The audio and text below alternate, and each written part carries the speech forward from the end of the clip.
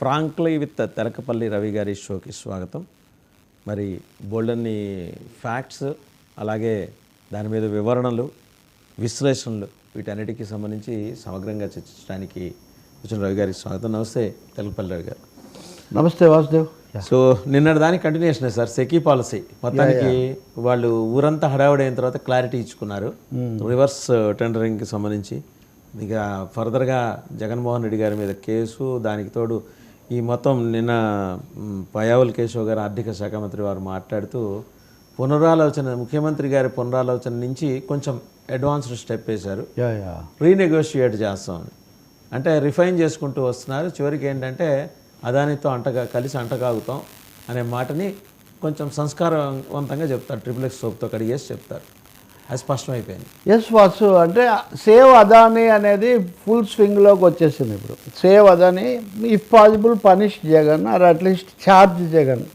Charge Jagan, save Adani అన్నది ఇప్పుడు చంద్రబాబు నాయుడు ప్రభుత్వం పెట్టుకున్నటువంటి ఫార్ములా లాగా ఉంది. సహజంగా రెండు పార్టీల మధ్య ఉన్న సంబంధాలను బట్టి ఇంకా అంతకంటే భిన్నంగా అనుకోలేము.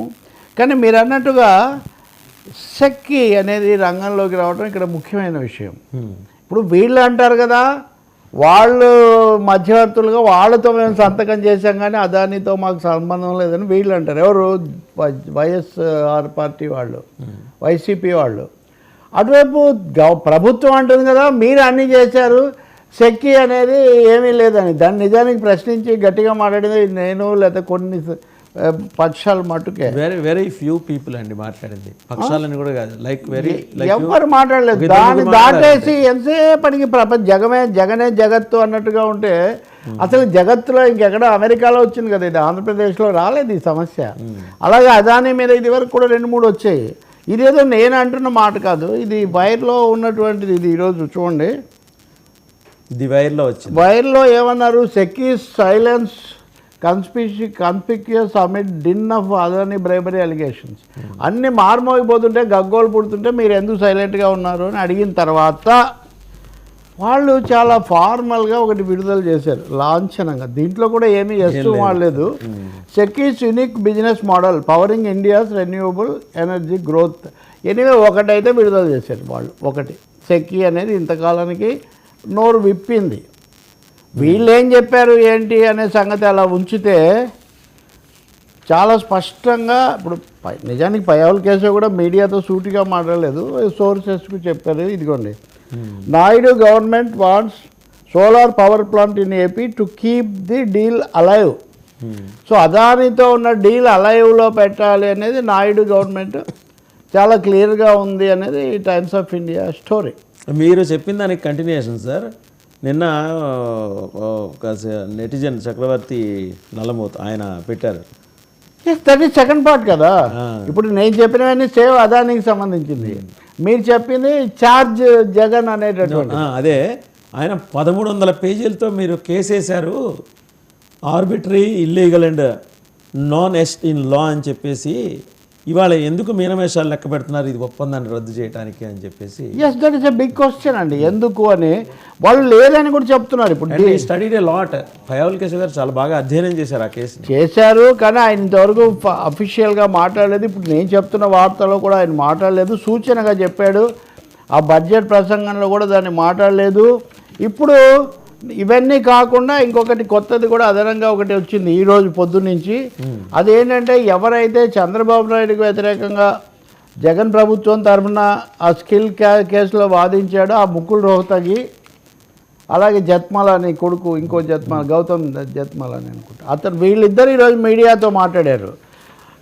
అదాని మీద అసలు అక్కడ ఏమీ ఫారిన్ కంపెనీస్ కరప్షన్ యాక్ట్ లాంటిది ఏమీ రాలేదు. అనవసరంగా భారతదేశంలో మీడియా ప్రతిపక్షాలు గగ్గోలు పెడుతున్నాయని వాళ్ళు ఈరోజు మీడియాతో మాట్లాడారు. సో ఒక full fledged operation saving Adani అనేది పూర్తిగా రంగంలోకి వచ్చింది అనేది మనకు అర్థమైపోతుంది ఫ్రమ్ డిఫరెంట్ కార్నర్స్. కానీ నిజంగా వాళ్ళు ఏమీ ఛార్జ్ చేయలేదా అని కనుక చూస్తే తప్పకుండా అక్కడ FBI వాళ్ళు, మొన్న మనం కూడా మాట్లాడాం, ఇది FBI వాళ్ళు చెప్పినటువంటిది. FBI దాంట్లో వాళ్ళ దీంట్లో ఈ మాట కూడా ఉంది.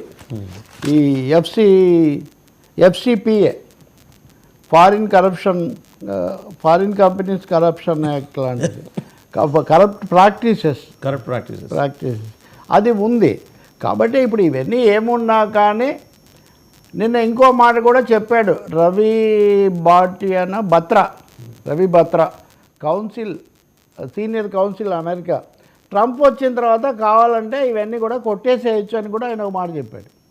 ఎలాగో ట్రంప్ వస్తున్నాడు కదా, జనవరిలో వస్తాడు. సో ట్రంప్ ఒకసారి అధికార పగ్గాలు చేపట్టిన తర్వాత అదాని మీద వచ్చినటువంటి ఛార్జెస్ను కొట్టిపడేసే అవకాశం ఉంది. That discretion.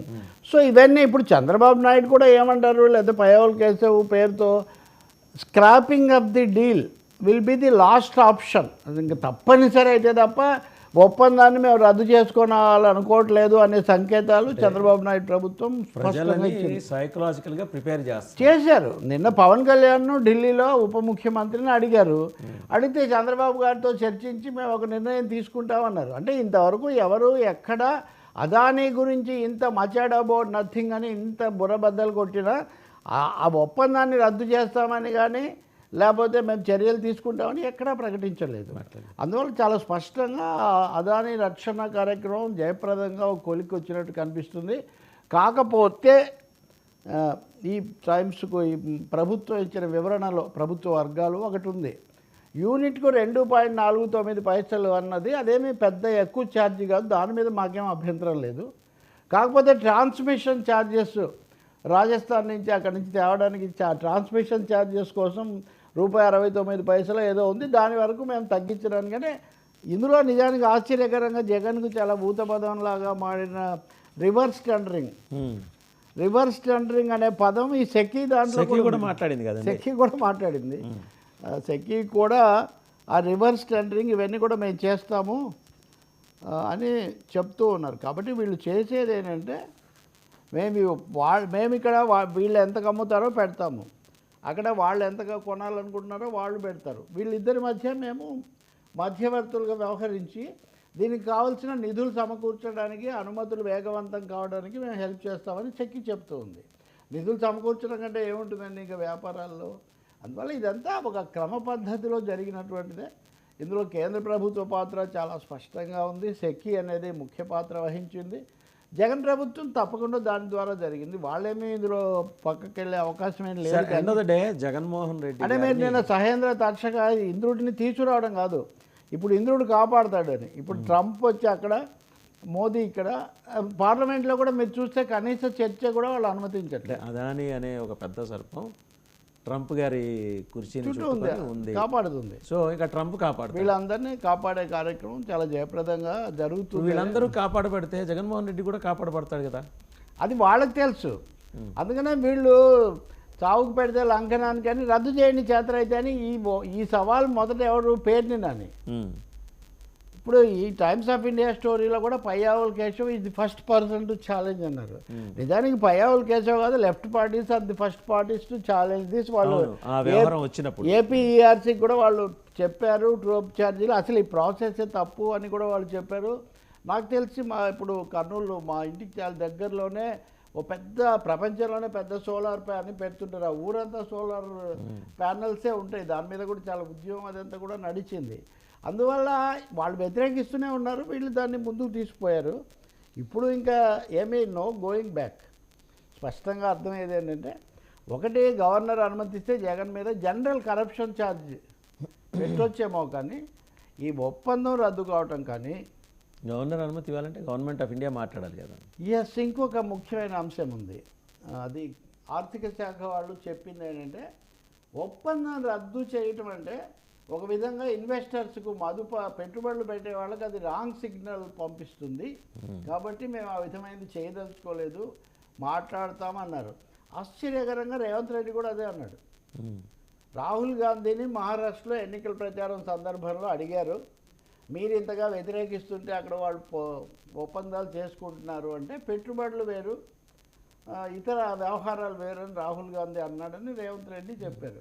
ఇప్పుడు కేటీఆర్ ఏమంటారు అంటే, మీరు 100 కోట్లు వెనక్కిస్తే అయిపోయిందా, 12,000 కోట్లకు మీరు ఒప్పందాలు చేసుకున్నారు, వీటి సంగతి ఏంటి తేల్చండి అంటారు. ఇప్పుడు అక్కడ 1,00,000 కోట్లు మాట్లాడారు, అక్కడ 1,00,000 కోట్లు ఆయన కూడా అదానిని అంటున్నారు. కానీ బట్ ఎనీవే ఇదంతా కూడా ఏదో గొంగట్లో అన్న తింటూ వెంట్రుకలు ఏరటం లాగా ఇదంతా అదాని సామ్రాజ్యము, ఆయనకున్న పట్టు అది తెలిసిందే. వీళ్ళందరూ ఆయనతో సంబంధాలు ఉన్నాయి.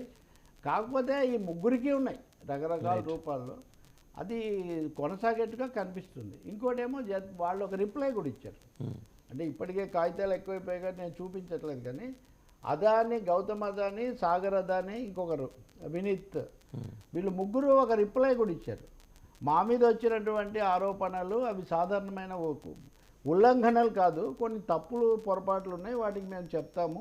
మహా అయితే వాటికి మీరు జరిమానా వేయాల్సింది తప్ప అంతకు మించి వాటి కోసం మా మీద తీవ్ర చర్యలు ఏం తీసుకోలేకూడదు అన్న పద్ధతిలో వాళ్ళు ఒక సమాధానం కూడా డిపార్ట్మెంట్ ఆఫ్ జస్టిస్ కేసులో ఇచ్చారు. అందుకని ఓడ తీరం చేరుతున్నట్టే కనిపిస్తుంది. రైట్. అలాగే ఒకసారి మన రాజ్యసభ